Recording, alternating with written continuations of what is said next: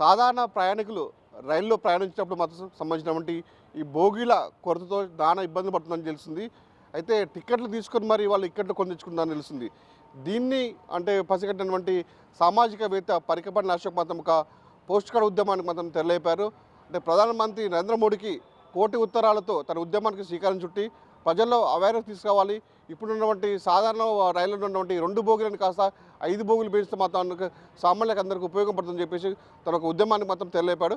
ప్రస్తుతానికి ఆయన ఉద్యమంతో పాటు అంటే సంబంధించినటువంటి తెలంగాణ జిల్లానే, తెలంగాణ రాష్ట్రమే కాకుండా అటు ఆంధ్ర, అటు సంబంధించినటువంటి మహారాష్ట్ర, అటు గుజరాత్ వైపు కూడా పలు రాష్ట్రాలు తిరిగి కూడా ప్రజల్లో కొంత అవేర్నెస్ తీసుకొచ్చేందుకు మొత్తానికి ఒక ఉద్యమానికి శ్రీకారం చుట్టాడు.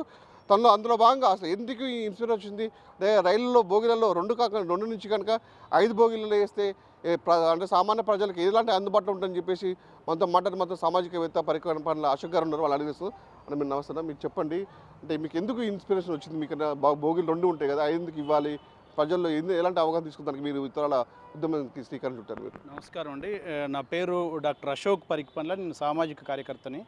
సో ఇటీవల నేను మహబూబాబాద్ నుంచి వరంగల్కి వెళ్తున్నప్పుడు ఒక దళిత మహిళ చిన్న పాపను ఎత్తుకొని ట్రైన్ ఎక్కుతూ కింద పడిన సందర్భంలో ఆ పాప హెడ్ ఇంజూరీ అయ్యి చనిపోవడం జరిగింది. సో అనేక సందర్భాల్లో మనం ఇటువంటి సంఘటనలు చూస్తూ ఉంటాం. కానీ ఆ పాప చనిపోవడం కాకుండా ఒక 18 రోజుల తర్వాత తన కడుపులో ఉన్నటువంటి పిండం కూడా చనిపోవడం జరిగింది. సో ఈ సంఘటన నన్ను బాగా చాలా విలుకలం అయింది, నాకు చాలా బాధ అనిపించింది.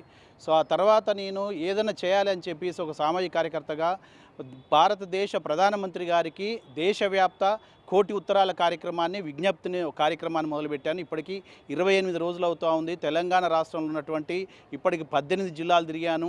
ఇటీవలనే సూరత్ కూడా వెళ్ళి వచ్చాను, ఆంధ్రకు కూడా వెళ్తున్నాను.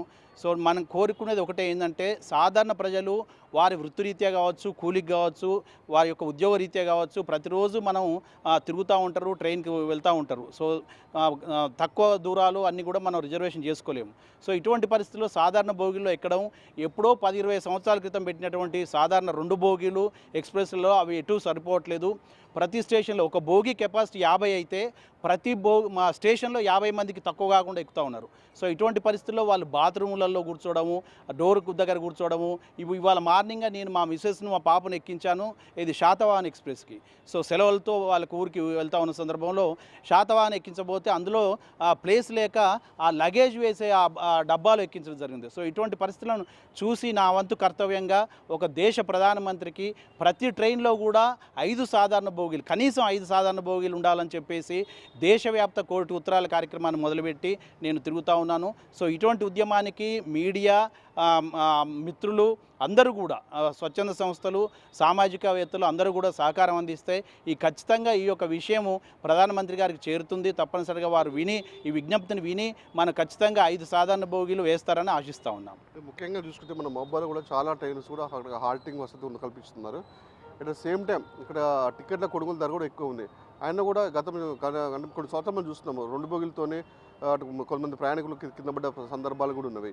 దీన్ని దృష్టిలో ఉంచుకొని మరి అంటే కేంద్ర ప్రభుత్వం వీటిని చర్యలు తీసుకోవడానికి చర్యలు చేపట్టలేదంటారా? మేము ఈ కార్యక్రమాలు చేస్తూ ఉంటే మాకు అనేక విషయాలు మాకు తెలిసినాయి.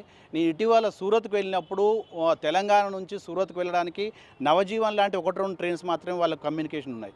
సో ఆ ట్రైన్లలో మరి దారుణమైన పరిస్థితులు వాళ్ళు అనేక విషయాలు చెప్పడం జరిగింది. అంత మాత్రమే కాకుండా చాలా ట్రైన్లలో మనం రిజర్వేషన్ తీసుకుంటూ ఉంటాం. ఆ రిజర్వేషను మనకు తీసుకున్న సందర్భంలో రిజర్వేషను మనకు క్లియర్ కాక మళ్ళీ మనం బోగీలలో విచిత్రమైన పరిస్థితి ఏంటంటే ఇంజన్ వెనుక జనరల్ బోగి ఒకటి ఉంటుంది, ఆ తర్వాత మళ్ళీ ఎండింగ్లో జనరల్ బోగి ఉంటుంది. సో ఇంజన్ వెనుకున్నటువంటి జనరల్ బోగి వెనుకనే ఏసీ బోగి ఉంటుంది. సో ఏసీ బోగిలకు ఎక్కలేని పరిస్థితి, మళ్ళీ నెక్స్ట్ జనరల్ బోగిని క్యాచ్ చేయాలంటే ట్రైన్కు లాస్ట్ ఎండింగ్లో ఉంటుంది. సో ఇటువంటి దారుణమైన పరిస్థితిలో అనేక మంది పిల్లలను ఎత్తుకొని వాళ్ళు ఎక్కలేని పరిస్థితిలో ఆ ఉరుకు రన్నింగ్ చేసుకుంటూ వెనక బోగికి వెళ్ళే వరకు వాళ్ళు కింద పడిన సందర్భాలను అనేక ఇబ్బందులు ఎదుర్కొంటూ ఉన్నారు. సో ఇటువంటి విషయాలన్నింటినీ కూడా మేము సానుకూలంగా దయతో విజ్ఞప్తి చేస్తున్నాము.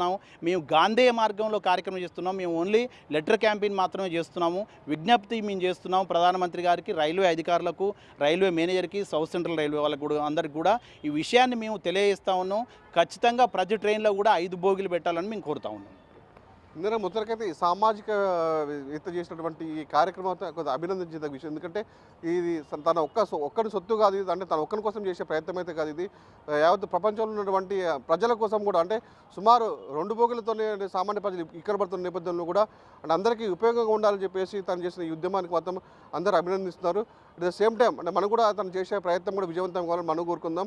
ఇంకో విషయం ఏంటంటే ముఖ్యంగా ఏదైతే సామాన్య ప్రజలు కూడా అంటే పిల్ల పాపలతో ట్రైన్లకి సందర్భంలో కింద పడి చనిపోయిన సందర్భాల్లో కూడా ఒక మనసు చెల్లించి కూడా తను చేసిన ఒక ఈ కార్యక్రమాన్ని కూడా విజయవంతం కావాలని చెప్పేసి బిగ్ టీవీ తరఫున మనం కూడా కోరుకుందాం. ఇది ఇక్కడ పరిస్థితి. వినంత మధు, బిగ్ టీవీ, మహబూబాబాద్.